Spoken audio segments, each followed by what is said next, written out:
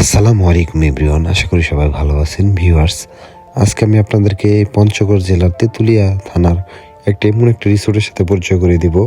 সেই রিসোর্টে আপনারা অনায়াসেই মাত্র 300 টাকার বিনিময়ে আপনারা একটা রাত্রি যাপন করতে পারবেন।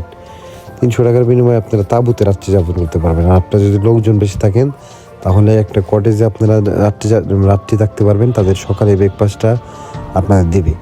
ভিউয়ার্স, আপনারা থাকতে পারেন, আমি আপনাদের দেখা। সো এভরিওয়ান, এটাই সে তাঁবু। এই জায়গায় আপনারা অনায়াসেই দুইজন তিনজন থাকতে পারবেন। প্লাস এই পাশেও এটা বড় তাঁবু, আপনারা এই জায়গায় থাকতে পারবেন। সো আপনার মাত্র 300 টাকার বিনিময়ে যদি এত সুন্দর একটা জায়গা পান, মানে তেঁতুলিয়া এসে যারা একটু অ্যাডভেঞ্চার পছন্দ করেন, ক্যাম্পিং করতে চান, তারা করতে পারেন। সো এটাই, টাটা।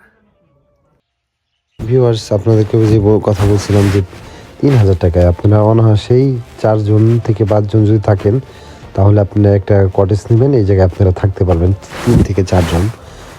আপনারা মানে ভালোই আপনাদের থাকতে পারবেন। তেঁতুলিয়ার এটা বাংলা বান্ধার কাছেই।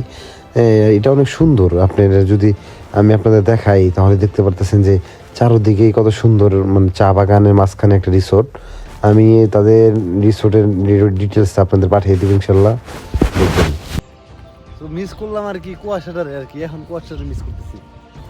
কত সুন্দর জায়গা।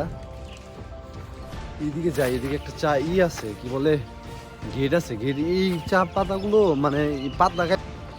ও মাই গড, এটা বেশি সুন্দর। সমতলে চা বাগান যে এত সুন্দর হয়।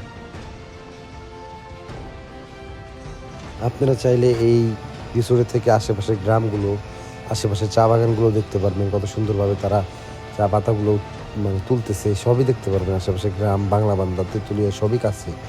তো ভিউয়ার্স, আপনারা চাইলে এই রিসোর্টে থাকতে পারেন। আপনাদের ছোট্ট একটা ইনফরমেশন ছিল। ভিডিওটা ভালো লাগলে লাইক কমেন্ট করবেন ইনশাল্লাহ।